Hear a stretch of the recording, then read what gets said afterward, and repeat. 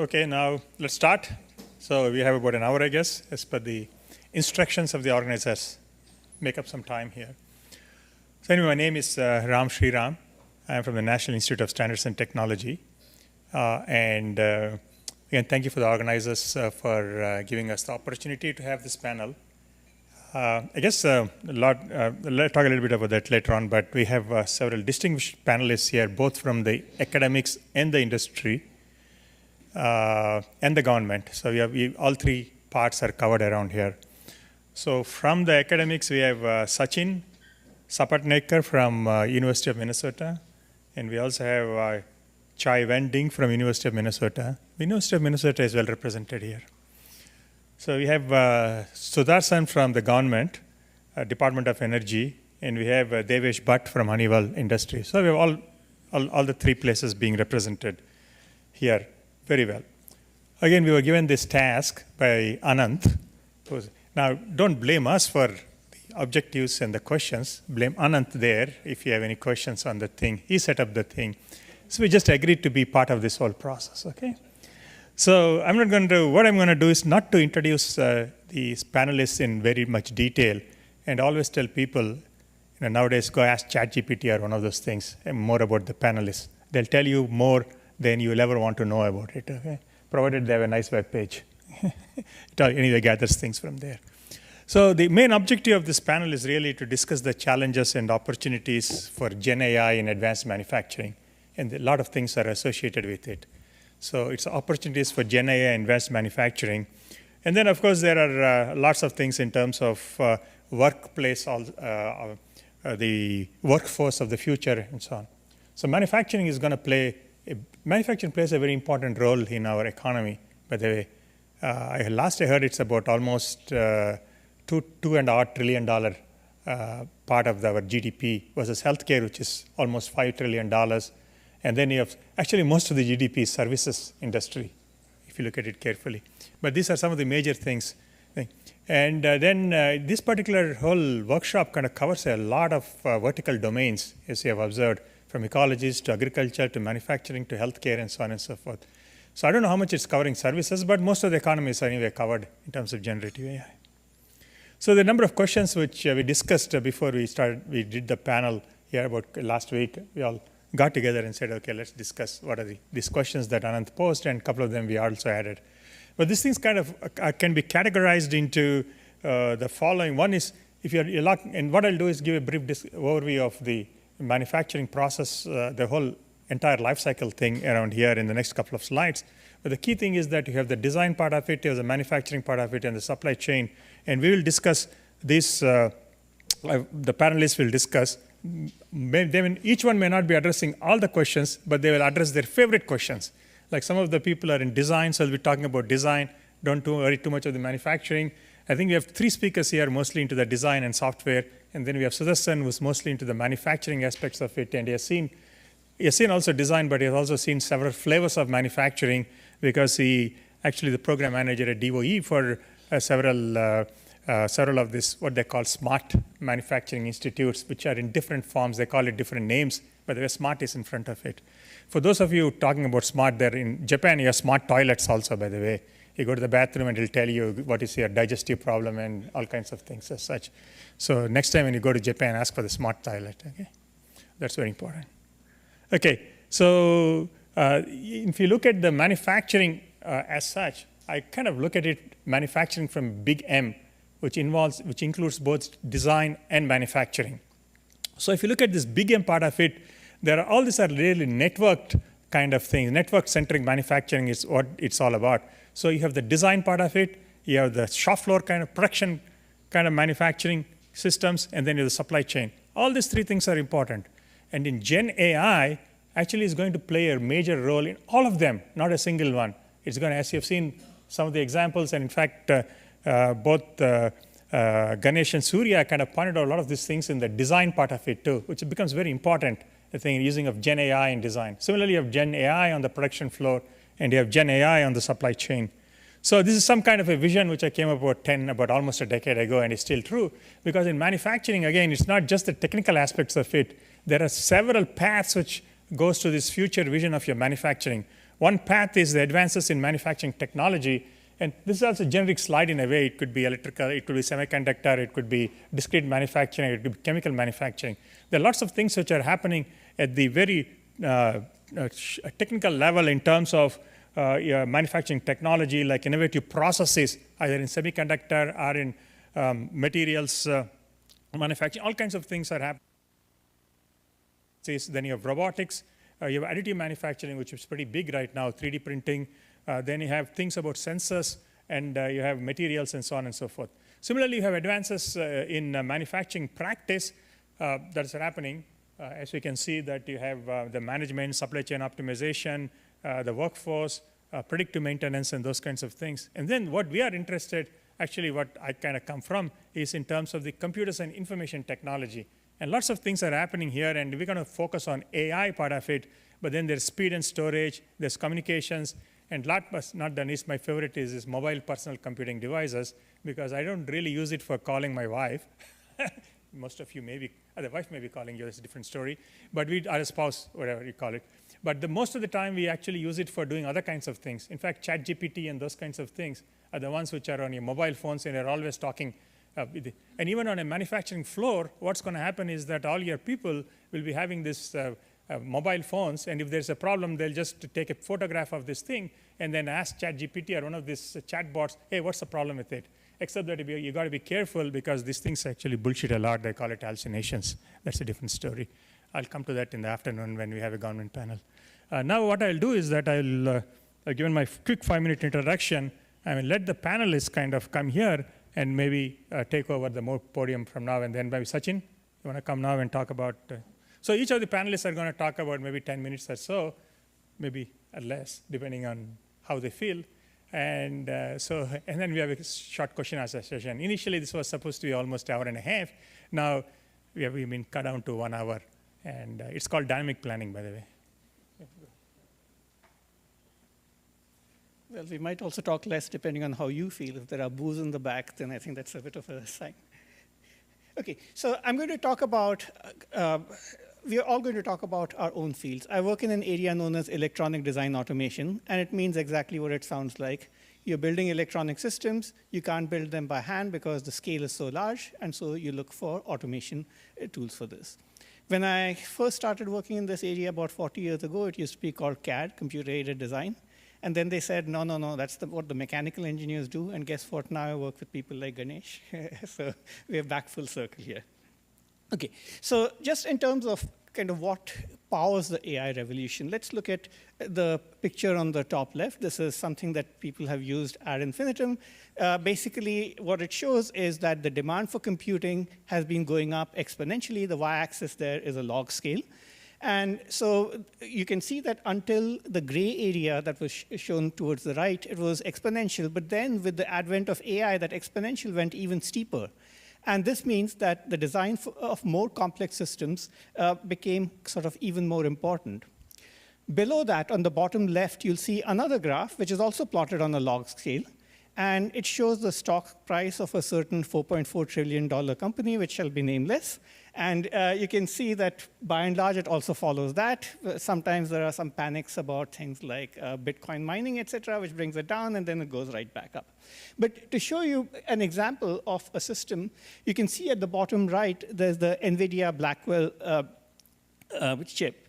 And this is an example of an advanced GPU which sort of is at the leading edge of AI computing. I've never heard anyone in AI say, I have enough computing resources, right? So this is really something that has to become more and more important. You have to use kind of more and more complex systems, put them, have them work together, and churn out your computation. Because without this, there is no AI. The reason why there was such large progress since 2012, AlexNet, et cetera, is not just because of the algorithms, but because the hardware kept up. And somewhat coincidentally, there was this company that was building graphics processing units for graphics. And it turns out that matrix vector multiplications were actually really important. And it found a new niche after that. But if you look at one of these advanced chips, it dissipates anywhere between 700 watts to 1 kilowatt or so, which is huge. Your refrigerator dissipates about 500 watts. So think about that in the size of a postage stamp.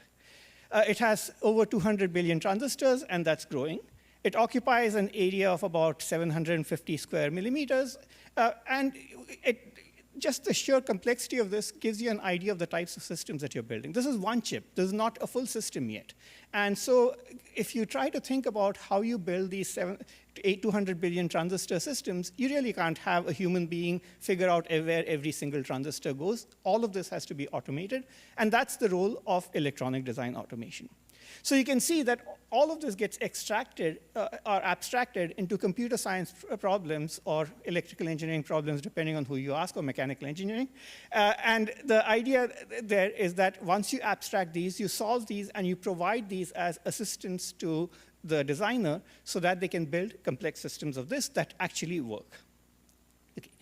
Now, this, as you can imagine, is going to be an insatiable appetite, and you're going to have to build newer and newer systems. So as Ganesh pointed out really nicely in his keynote, we are going from single chips to advanced packaging systems where you have multiple such powerful chips that are connected in very close proximity so that the communication overheads are low, the cost of transporting data is manageable, and that allows you to perform your computation much more efficiently. The name of the game is not just being able to perform your computation, but to do it in an energy-efficient manner, because if 20% or whatever number of your global energy supply is going to be for AI computing, well, you'd really like to get that to 10% or less, or something of that sort. So on the pictures that are shown here, that's a chip known as Grace Hopper, also from NVIDIA. I've used NVIDIA examples, but everybody else also sort of has their own versions of this. And one of them is a CPU, the other is a GPU, because each of them performs separate tasks, and they're all mounted on a single package. And this is an early version of an advanced packaging system. Okay, so now that you have the context, these are the kinds of problems that we solve in electronic design automation. We handle problems both of scale, because you're trying to build trillion transistor systems in the very near future. So you have to solve really large problems. If you want to sort of perform some kind of an analysis, you have 1 trillion objects at the very least, but many of these are actually divided into sub-objects, et cetera. Of course, nobody solves them flat. You use hierarchies. You use all kinds of clever techniques to get around it, but they're still very, very computational problems. There are problems also which drive these multiple kind of subdivisions per component, which are problems of the sort of physics at the nanoscale. So now you have quantum effects that come into the design of individual transistors. You have thermal effects, and thermal effects at the nanoscale are very different from thermal effects at the microscale, for instance. And so all of these things come together, and it ends up becoming a multi-physics problem with electrical, thermal, mechanical effects at multiple scales, going from nanometers, which is about the thickness of an oxide in a metal oxide semiconductor transistors of the order of 10 angstroms, to, say, functional blocks, which may be, say, hundreds of microns, to chips, which may be millimeters, to racks, which may be of the order of meters, to data centers, which are possibly of the order of kilometers in the future. So specifically, if we look at just the chip design or the advanced packaging design, this is an incomplete list of problems that's listed here. You need early design planning. You need high-level synthesis for early design. You need automatic placement and routing of all the components, because that determines the communication latencies. It also determines the thermal profile and the power profile. You need things like circuit simulation, timing analysis, and these, if you've heard of the SPICE simulator, that's sort of the most basic simulator, but you can't run that on more than about 1,000 transistors. So you have to have clever ways of doing that. And then there's a whole bunch of other things that are listed over there too. Okay, so what this comes down to is that there is actually a virtuous cycle between AI, hardware, and electronic design automation, which is abbreviated as EDA here. If you have better hardware, then you can build more complex AI models and run them. And then if you build better AI models, then you can actually use better EDA algorithms. You can actually incorporate some of those into EDA. And as you build better chips, you get more data. And data is, of course, as they say, the new oil, except oil is a bad word these days. So if you have more data, then you can actually use that data to improve your EDA algorithms and then build better hardware in turn. And this gives you a sort of a flywheel effect that can accelerate the efficiency with which we build our chips. Okay, so this is by way of motivation. Now, very quickly, by way of what we can do. There were beautiful tutorials yesterday on what Gen AI can do. So thanks for all that. And some of these have actually been explored to some extent within the EDA industry. The low-hanging fruit has been using stuff that's all easy to translate. So if you look at things like Gen AI, ChatGPT, et cetera, it's really good at character strings, et cetera. So things like design assistance. If I have, say, a new engineer entering a company, should they be hassling the senior engineer who knows everything? Or should they be sort of learning on their own? Well, neither of them is really a good idea. But if you can create a chatbot that that the junior engineer can query, it'll sort of filter out the obvious issues and filter out only the important ones to the senior engineer. More importantly, the thing about this is that because technology progresses so fast, the questions and their answers also change. This means, for instance, the tools might change, so the way that you run a tool under a certain setting might actually change over time, and therefore, it's actually sometimes useful for the senior engineer too, not just for the junior engineer. Okay. The other sort of complication here is what Surya alluded to, which is that this industry has incredible layers of confidentiality. So if you're performing a design, and you work with a design kit from company X, could be Polar, could be Taiwan Semiconductor Manufacturing Company. Most of the time, there are strong NDA things. The only people who are happy about this are the lawyers, basically. And what that means is that, for instance, if I'm working on a design and say another person at another university is working on a design, and if we have NDAs with the parent company, we can't talk about it until we have a three-way NDA that includes the foundry, right? So all of that is really messy, and this makes data sharing very hard. So if, for instance, I want to build a better analyzer for, say, electromagnetic analysis or anything of that sort, what I need are the technology parameters of the underlying technology. I cannot share those. If I share those, I'm going to go to jail. So the best that I can do is to build some kind of a proxy. And that proxy can be built based on sort of public domain data. There's a surprising amount of information that's actually published by companies, which seems to escape the lawyers, which is in the public domain. So between that and between first principle physics, you can actually build sort of some kind of a public domain knowledge database that can translate into foundation models. The problem with that is that very few people are motivated to do that. Industry, it doesn't want to do it because company A doesn't want to give an advantage to company B. Academia is happy to do it, but we've got like 2, 5, 10 graduate students. How much can we do, right? So there have been coalitions of people who've been getting together and trying to put this together. So for instance, next week I'll be at a workshop at Google where Google is trying to promote open source data sets for chip manufacturing, chip design. And the reason for this is because Google is a sort of a less interested partner over here. They're actually more interested in getting everyone on the same page than not exactly selling chips for the most part. Their main product is elsewhere. So just to conclude, the one-sentence summary over here is that if you have better hardware, you get better AI, and better AI is going to get you to even better hardware. And generative AI can actually solve a number of problems. I put together a position paper, which came in late, I'm sorry, which talks about the issues that have been successful so far. And the things that have been successful have been design assistance, things like verification algorithms. So if, for example, I'm trying to build, let's say I'm trying to build an adder, so A plus B equals C, what are the test vectors that I should provide? You can actually do that by looking at natural language descriptions, and you can generate those. And then you can become more complex if you build systems that are more complicated than adders.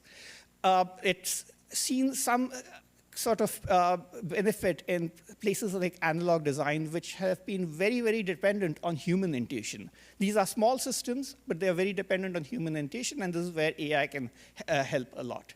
And so there's a recent interesting paper from Princeton where they built an antenna that looks nothing like an antenna any human being would build, but it seems to work pretty well.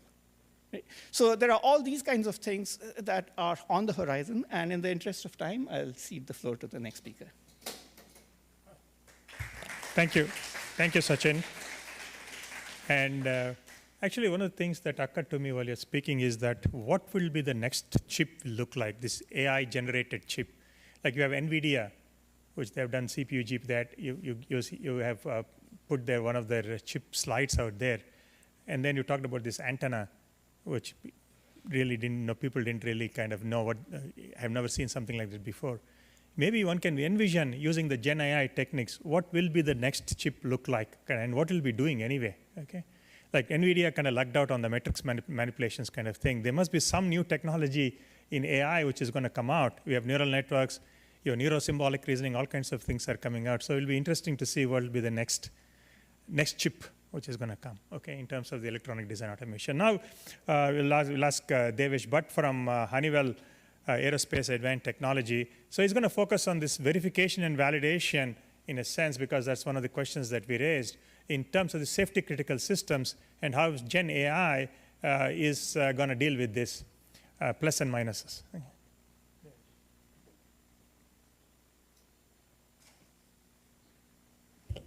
Yeah, thank you, Sriram.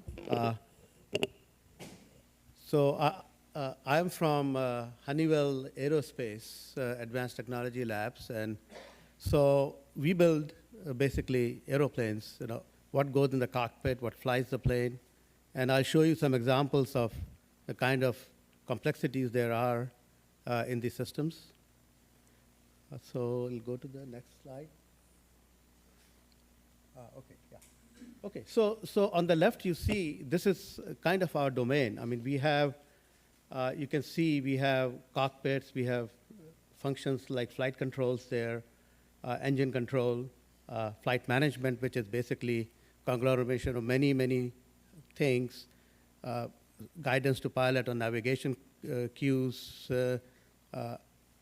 weather data, whole bunch of things, you know, basically flight planning and those kind of things, helping in that. And there are lots of different kinds of sensors there are hundreds of sensors on the plane. These are very, very, jetliner today is an extremely complex system.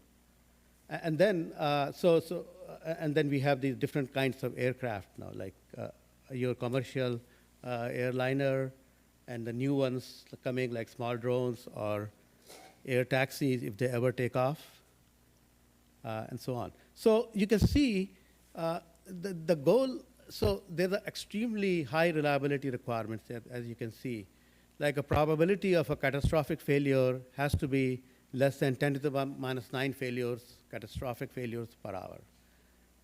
And so this is a very tall order. So of course, you cannot have train, as we have seen in previous talks yesterday, that this is such a rare thing that there is no data on it, not enough data to actually deal with this kind of a thing. And complexity, just look at the Boeing 787. So these were, of course, figures published from Wall Street, that the software development and certification on the Boeing 787 cost $30 billion and about 10 million lines of code, approximately. Because Boeing would not release the official figures, of course, so people estimate. And basically, also you've seen many incidents happening. There was a crash on the Potomac River. There have been many near misses and so on. So these are a couple of quotes from actually experienced people, from famous people, that the safety in avionics, aviation has been primarily forensic. What that means is that something goes wrong and you find out, okay, why it went wrong, and you go change your design or code or whatever to fix it.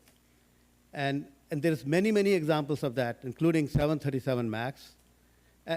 And actually, 737 MAX actually talks to both the quotes, you know, that innovation is antithetical to reliability.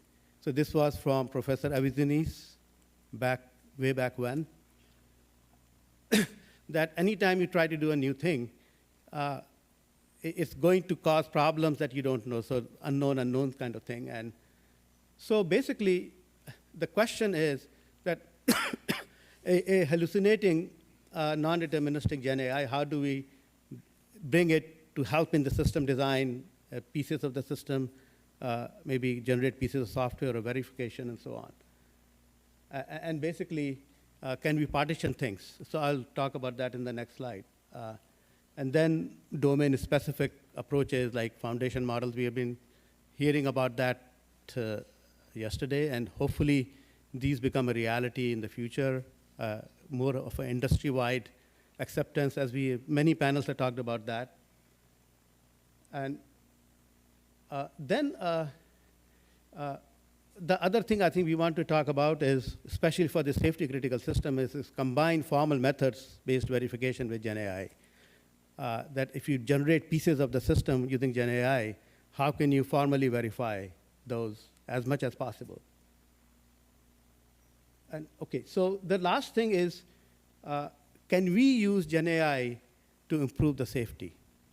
Like, is forensic and new things cause more problems? Can we use Gen AI to help predict those things rather than just be a forensic thing? So yesterday, so we're finding some commonality here with other talks, of course. So yesterday, Bhaskar showed insect, a beetle. So now there is a commonality of an insect in agriculture with aviation. How? So what happens is that this is the Australian mud wasp. And what they did, and this happened in Caribbean, but because of similar mud wasps. So basically, while the plane was parked at the gate, in an hour and a half, they built a nest in the pitot tubes. And you have probably heard about pitot tubes in the recent incidents and all that. So this is a little tube, a hollow tube in the front, and it's impact pressure of the air, it's calculating airspeed. And airspeed is very vital because airspeed, the lift in an aircraft is proportional to the square of the airspeed. So if you have to control it very, very precisely. So they built a nest, and in one of the pitot tubes on one side of the pilot, which was pilot's side of the cockpit was feeding to. And so they got a wrong airspeed reading, and they thought the speed was too much, and they tried to decrease, and the plane crashed in the ocean and killed 150 people. So how do we predict those kind of things using Gen AI in the future?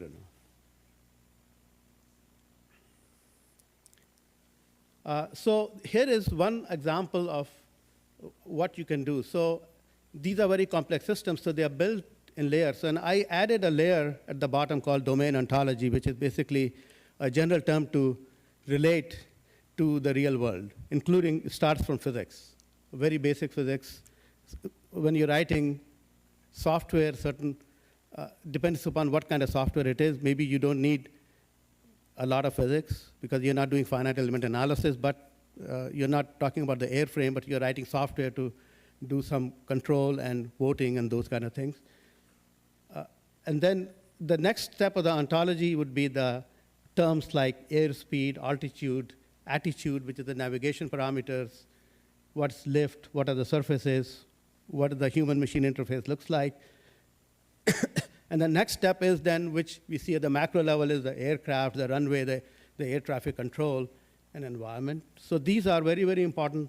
So this terminology is there. Currently, it's not explicit. It's been transferred via word of mouth and various documents you read and you find out.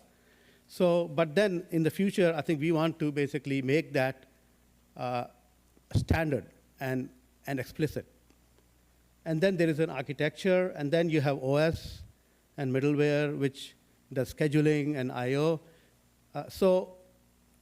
What I was trying to show is what can we relegate to humans pieces and what we can relegate to Gen AI. So the applications can be, some of them are very critical that you see in the middle.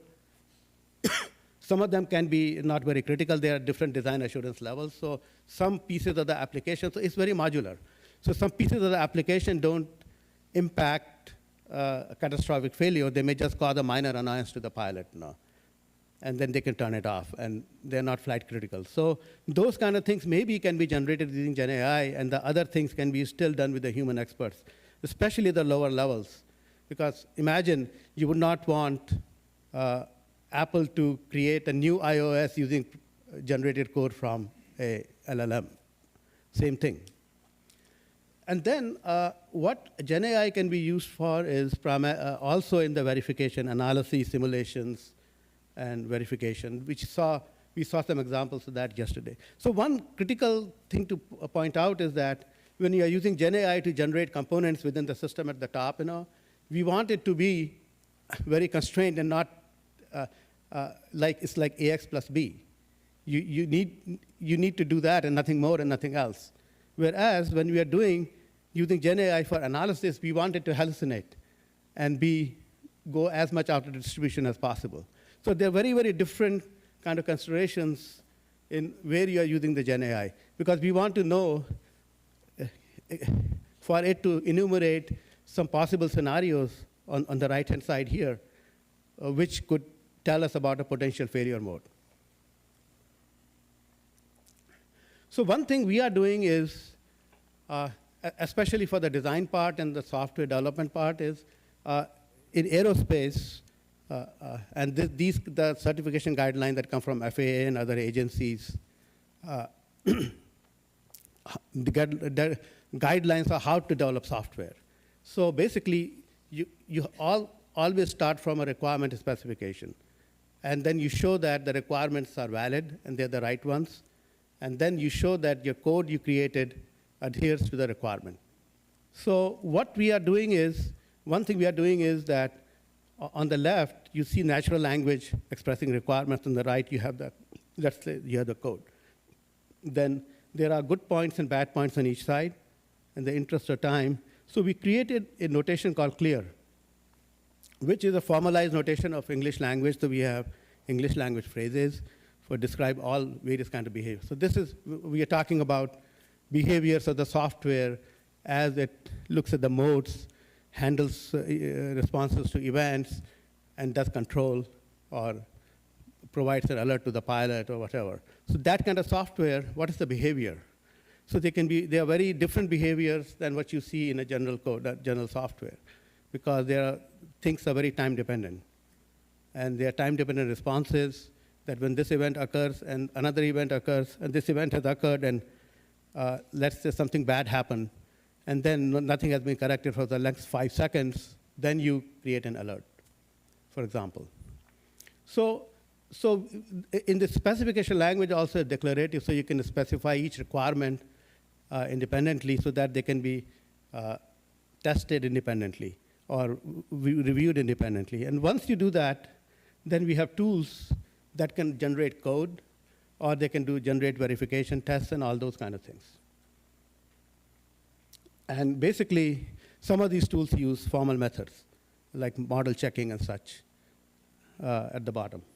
So one of the things we did was that we created a Gen AI-based front end to this clear so that a system engineer can sit down at his desk and describe some behavior in plain English, very informally. And we can create very formalized, clear requirements from that. And the way we do that is, of course, the LLMs have not been trained on our clear because they have been trained on C, C++, or whatever, or Java, right? So we created some RAG and context, and we are able to control, because clear is more like English. It's surprisingly well actually generates clear, even though the foundation model has not been trained on it. So there are some examples of how we do things. This is just, and this, of course, Gen AI is being used in other places as well. So I will stop here.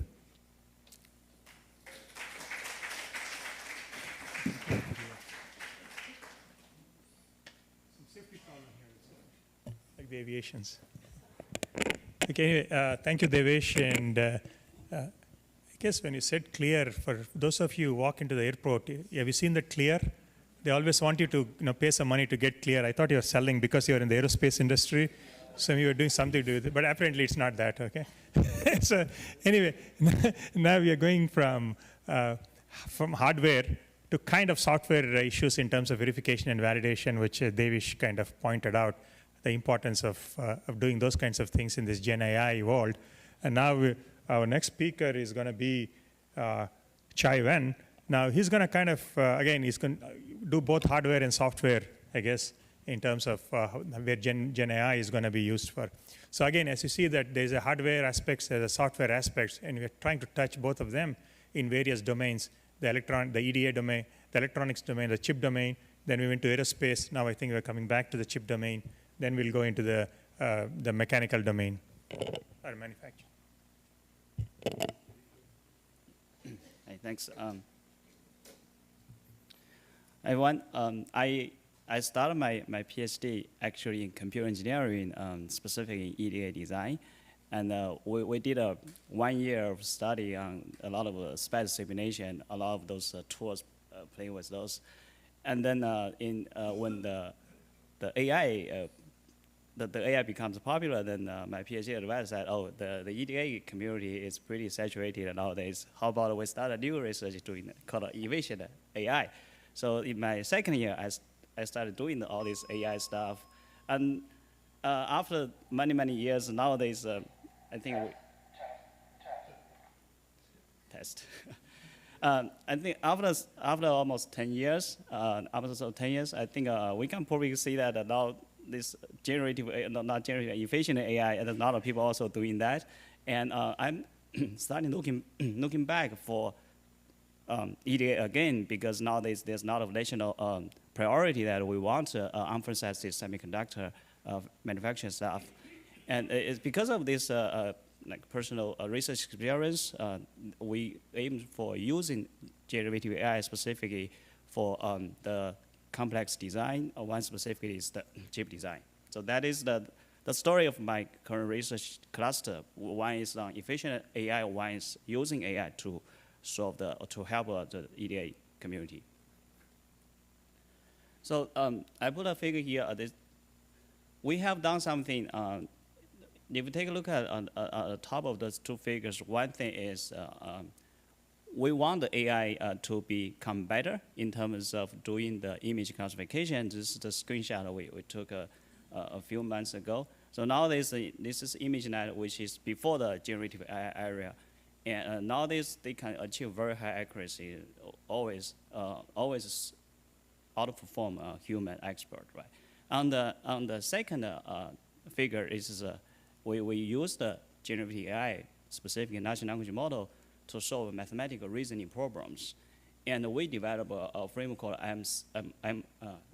MACM that was published in last year, New IPS. And we developed a multi-agent language models that can reasoning on this mathematical, for example, linear algebra or some equation solving.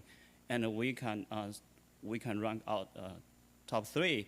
I think at a certain point we even were top 1 when the Gemini came out, and we were pushed down a little bit.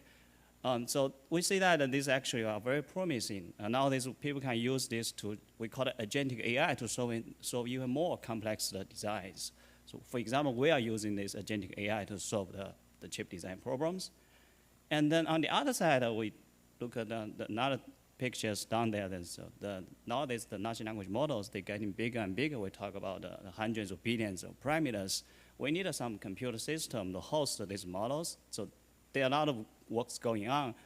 We were also developing some, for example, efficient with the model compression, such as the pruning, quantization. Quantization nowadays is even industry standard. If you're using NVIDIA packages, we're going to use that some quant, 4-bit, 8-bit floating point, something like that, to make the generative AI run efficient on the algorithm, on the hardware.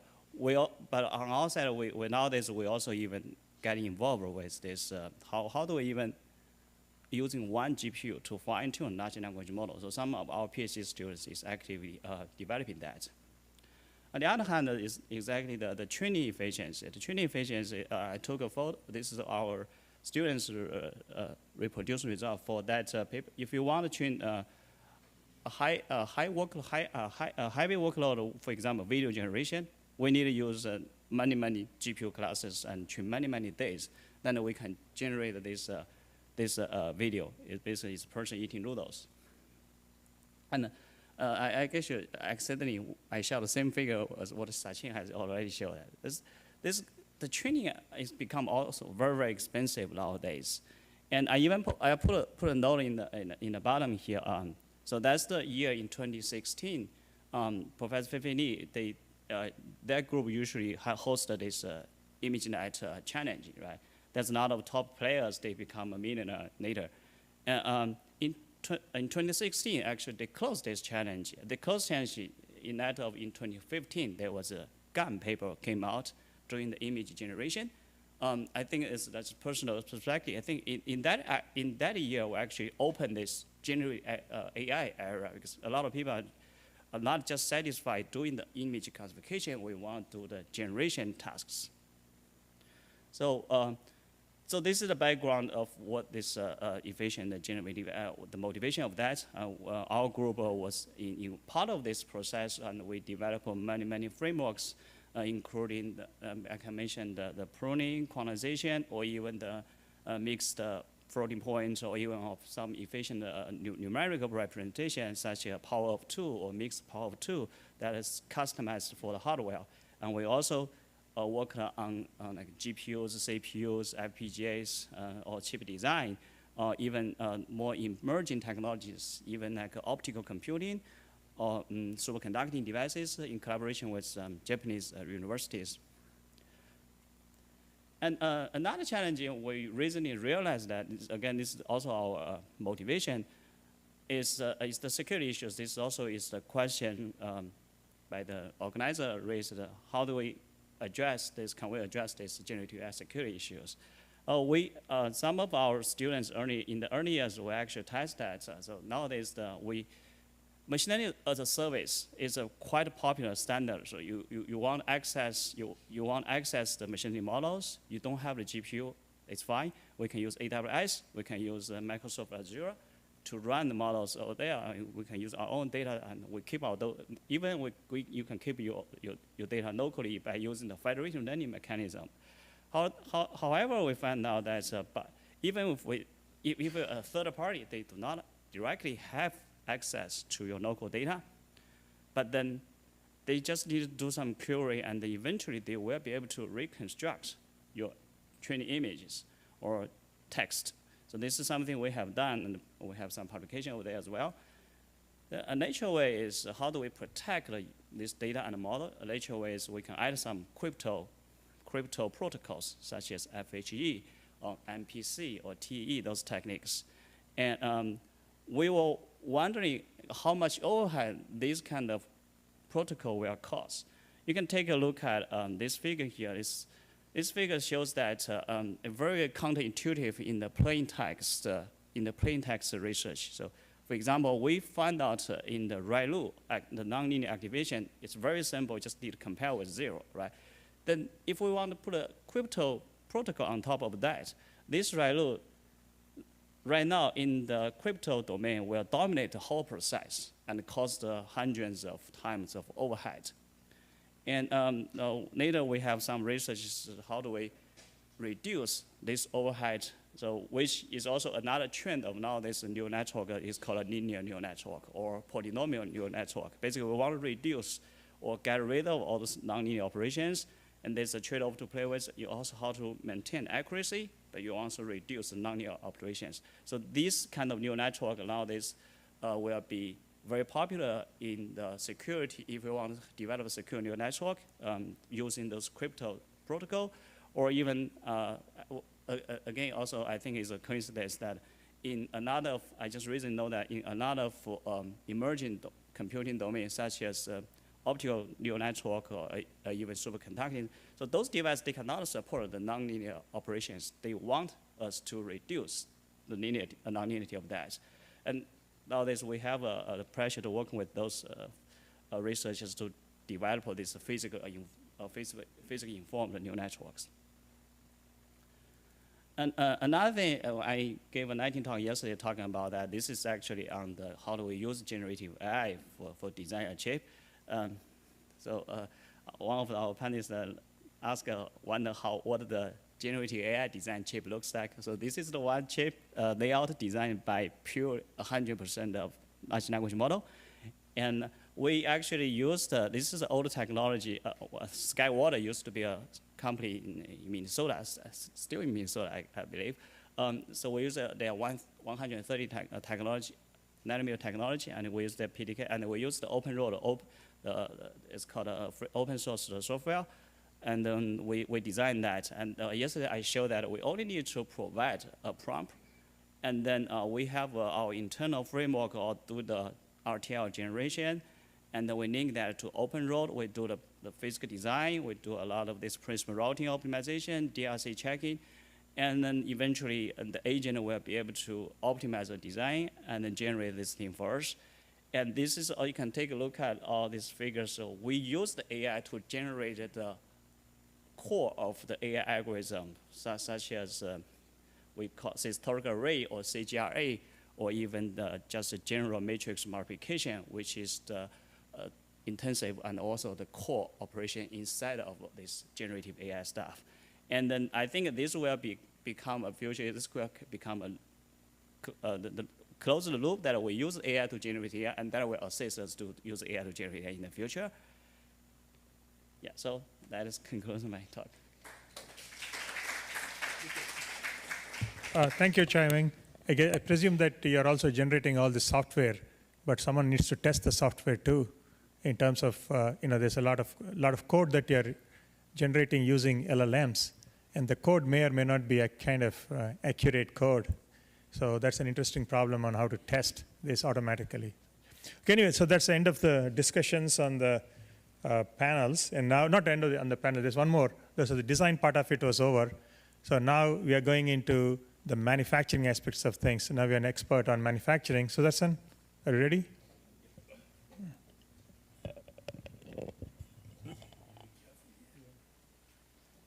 Thank you, Ram. Thanks, Anant and Vipin, for inviting us to the panel. Can you all hear me? Okay. So one good thing about coming to the last is I can say that's all I wanted to say and sit down. Or I can take another. You said 1 hour, no? I have? So originally we didn't want to show any slides. Yesterday Ram suggested why don't you start showing some slides and say, so I apologize for a very busy slide. It was prepared for some other reasons, so I couldn't modify that. And one good thing for coming from a funding agency is I don't have to tell what research I am doing. All I have to tell what other people should be doing. So that makes my life easier. So let me see. So this is a slightly busy slide. Let me explain, then you'll understand. On the top, you can see what is the overall life cycle, starting like Ram said, small m and capital M, starting from the design and all the way to the supply chain. So you have a design and understand how Gen AI can be used for making better designs, whether it is a product or electronic type or a product of electromechanical type or anything, even chemical for that. So once you have that product, and then how do I realize the product in a very efficient and effective way? So that's where product manufacturing comes into picture. So the 80-20 rule comes here.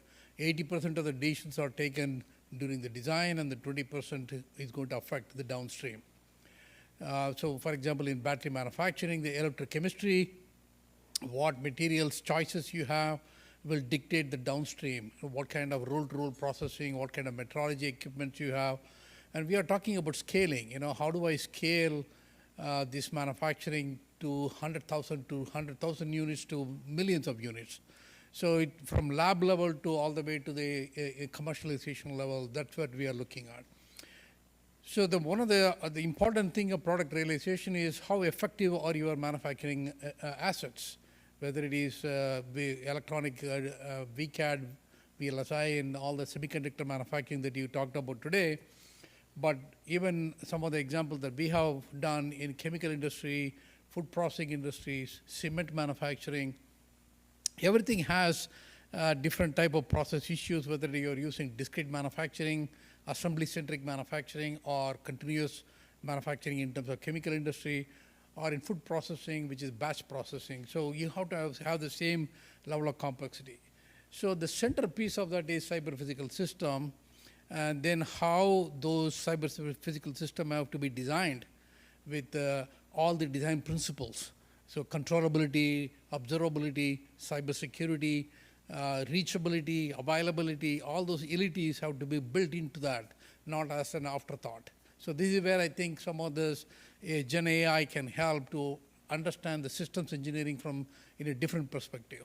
Okay, so in systems engineering we have physics, which was driving us, but when we are talking about as designed, as manufactured, as performing, has to be connected well, that's where I think some of this AI and Gen AI would help. So what are the enabling technologies? We talked quite a bit about AI, machine learning, and all that. And also we have digital thread. I think today somebody talked about standards required in terms of how do you exchange the data. In my previous life, I worked on standards quite a bit. So standards and standard formats, ontologies plays a very important role. And digital twin is one of the important things that we have been talking about in terms of how do I connect the physical and digital. So it's like it's more different from modeling and simulation that we are all familiar with. MS&A is mostly a static model, whereas in digital twin is a dynamic model. So then the software systems that we are providing, those days are over. We don't want a monolithic software system. We are all now talking about apps and orchestration, Dockers and whatnot. So how do I make sure that these systems are built in a modular way that we can plug and play? So in fact, one of the DOE-funded institute that I manage is Smart Manufacturing Institute. If you go to sesame.org, you can go to their marketplace. All the apps that they have developed for manufacturing, whether it is cement or anything, they put that as an app in the marketplace, something like a Play Store. So we can download it and orchestrate it and then use it. So that's where I think we are going in terms of. On the right side, you can see starting from ISA 95 model to connect, everything is connected to everything else. So now when you are talking about hyper connectivity of manufacturing systems, so how do I make sure that the hierarchy that we talked about, the Internet of Things at the bottom to all the way to the business processes. So digital transformation of manufacturing is not just simply about transforming your design, manufacturing, and equipment and supply chain, but you have to also do the transformation of your business processes. So how does that come into picture? So you can see that how we are going, not only the forward problem, AI and Gen AI, we want the inverse problem. So I'll give you an example, in battery manufacturing for a given performance metric, what kind of material choices you have, what kind of variability you can tolerate across the entire production. So these are kind of inverse problem we are trying to solve in manufacturing. We did a project on cement. Cement is a very old technology, not much of new technology has come into picture, and is one of the biggest material, largest material that we use for in the world, not just for the construction, it's that the biggest one that we use. But it has a very highly energy intense manufacturing process called calcination process. And there the technology is very old. We kind of try to understand what kind of feasibility there for predicting what is the quality of your clinker before the clinker comes out. So these are the kind of technology that we have used in the AI. There we are mostly used to predictive capabilities, and also what kind of rheological model that we have, physics-based model combined with them to understand that, okay, predicting is fine, but then how do you make sure that the clinker is coming to the quality that you want? Then you need to have the feedback control. So that's what controllability, observability. So one of the biggest questions that we have trying to solve is, just because we can put sensors and collecting data, is the system is enough information in the observed? So this is one of the things that observability that we need to understand, whether just because we can get the data, is the system is providing enough information from the observation to understand the internals of the system. So that's one of the biggest open problem, I think, still. So the second topic is digital twin. So I think, Ganesh, you talked about digital twin quite a bit today. In fact, we are working with NITRD to develop a national plan for digital twin. So I had a workshop last November about digital twin for manufacturing especially. So you can see that picture there. It is the bidirectional connection, okay? So what do you mean by bidirectional connection? What is the latency here? What is the wired and wireless connection that you want? What kind of fidelity you need? What do you mean by cybersecurity there? You know, if you're going to sell a GE engine, they also want to sell a GE digital twin of that engine. So how do you make sure that the cybersecurity comes? So you have ethics, safety, and if you're going to throw AI into that, then you have a much more complex problem in terms of life cycle of the digital twin itself. How do I design the digital twin?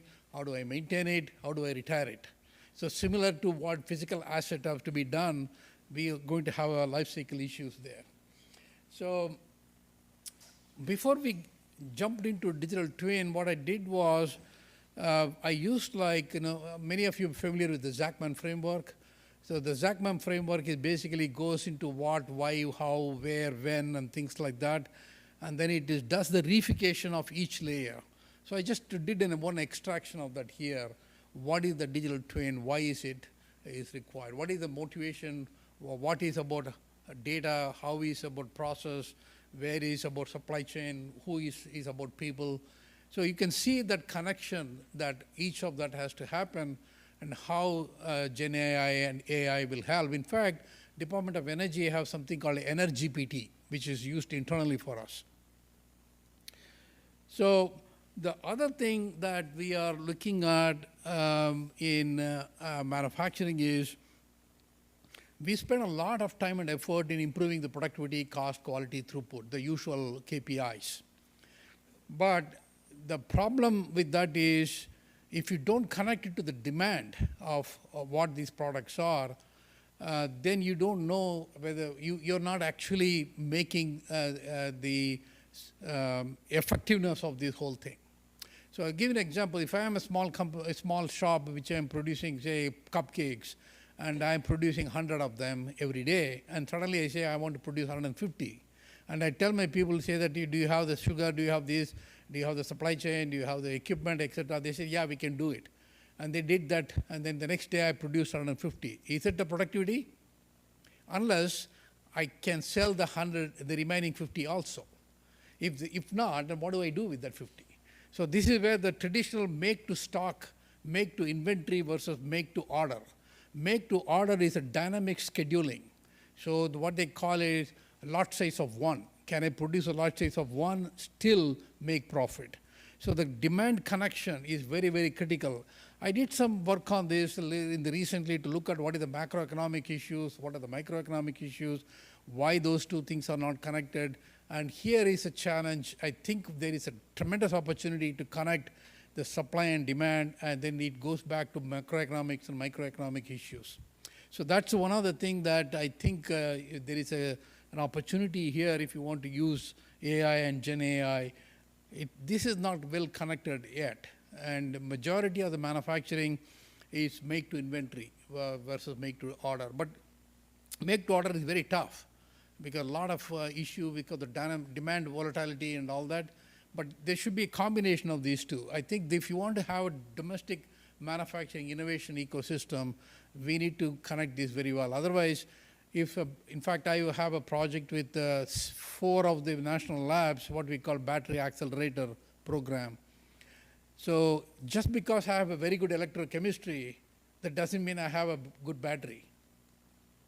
The battery is only when you are able to produce 100,000 cells.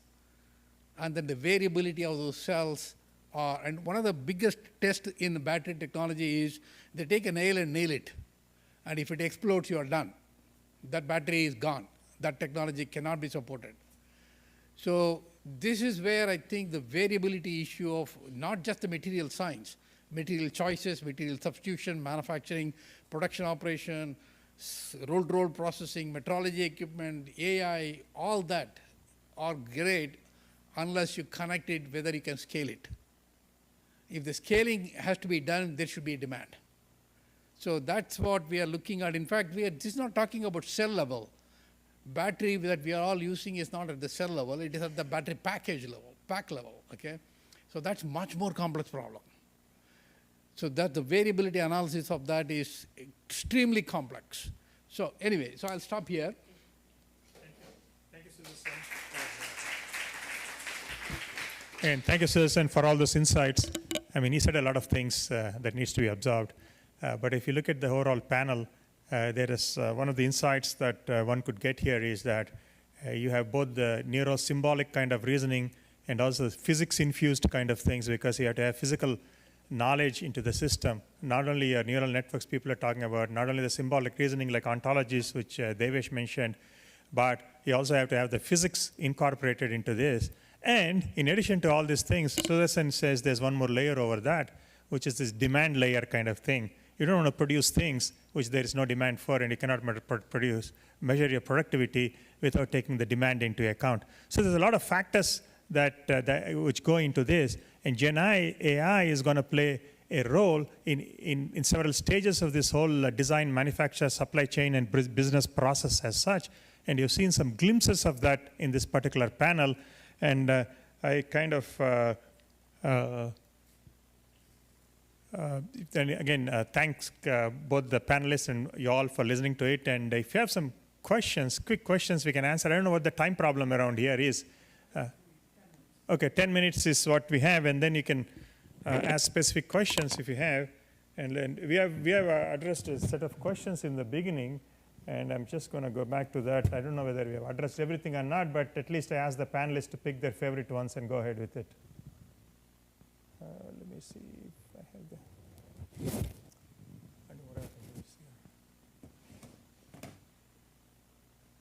Yeah, maybe I can go. You see the questions here or no? You're not seeing the questions.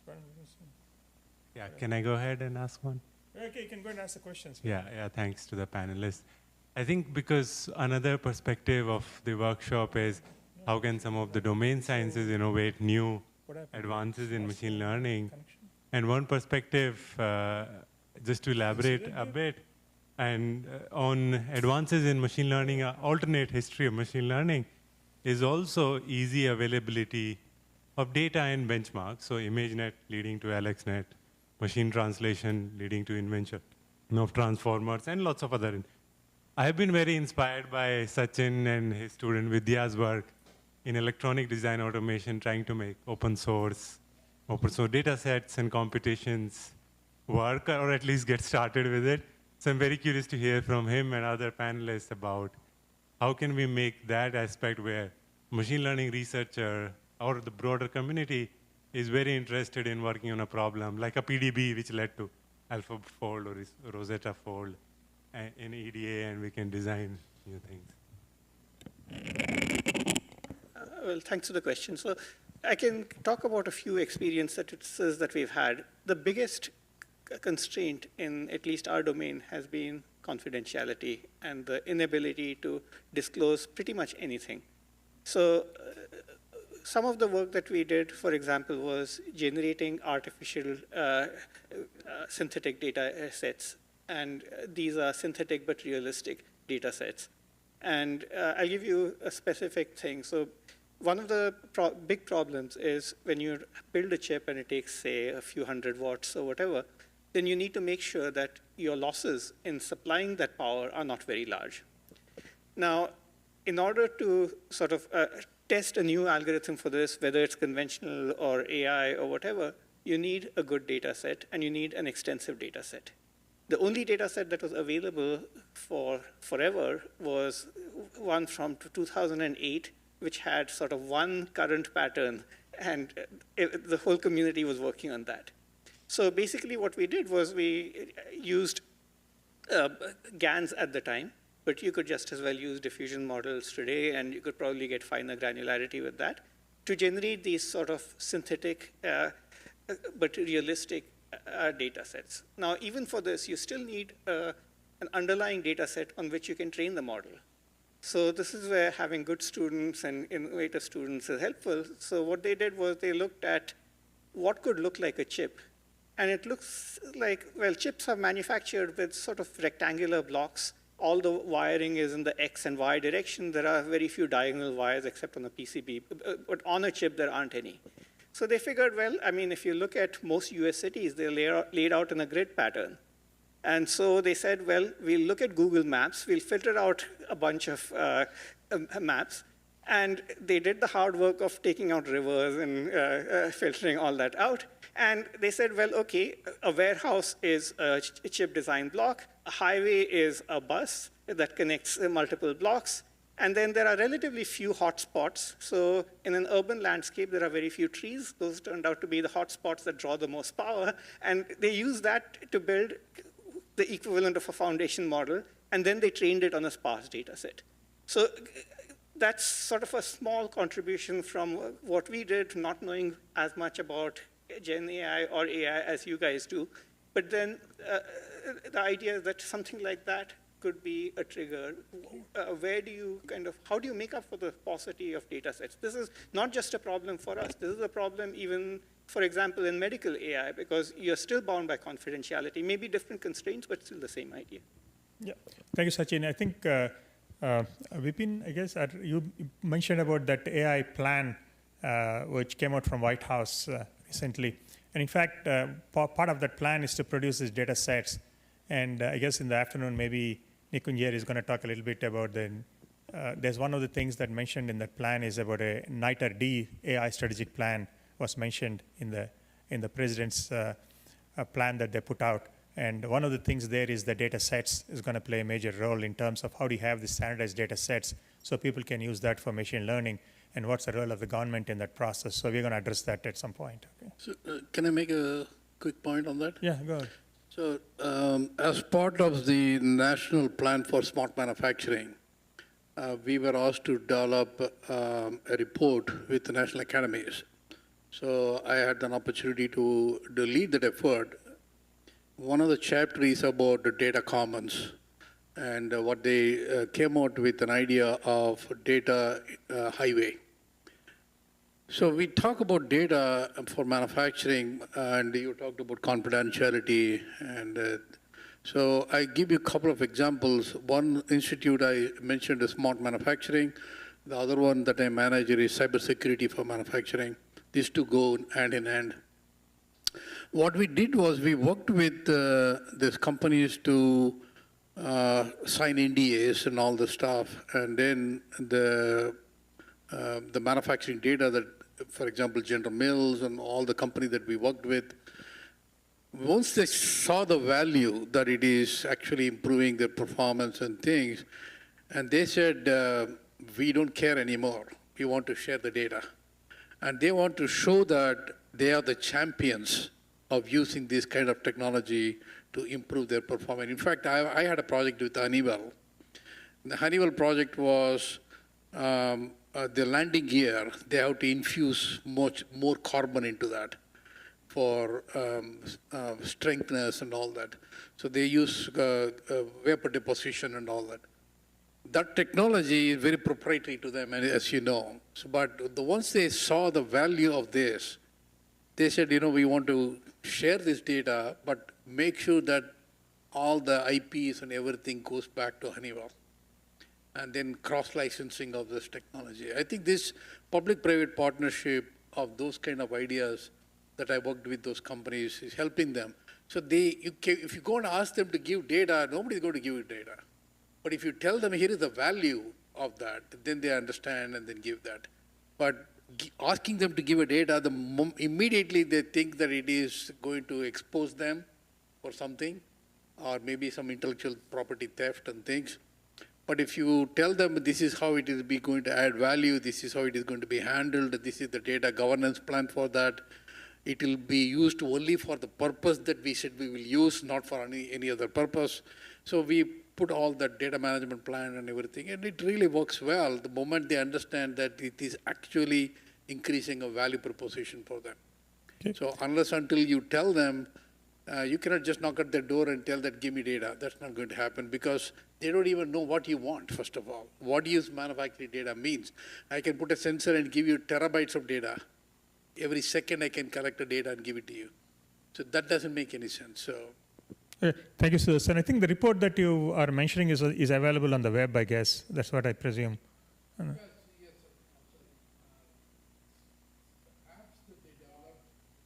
On the web, you can go and look at the app, but the data, if you want to get, you have to talk to them, you have to sign an NDA and all that, and then they'll give you everything you want, actually. Okay, thank you. I think there's a couple of questions. Quick questions are.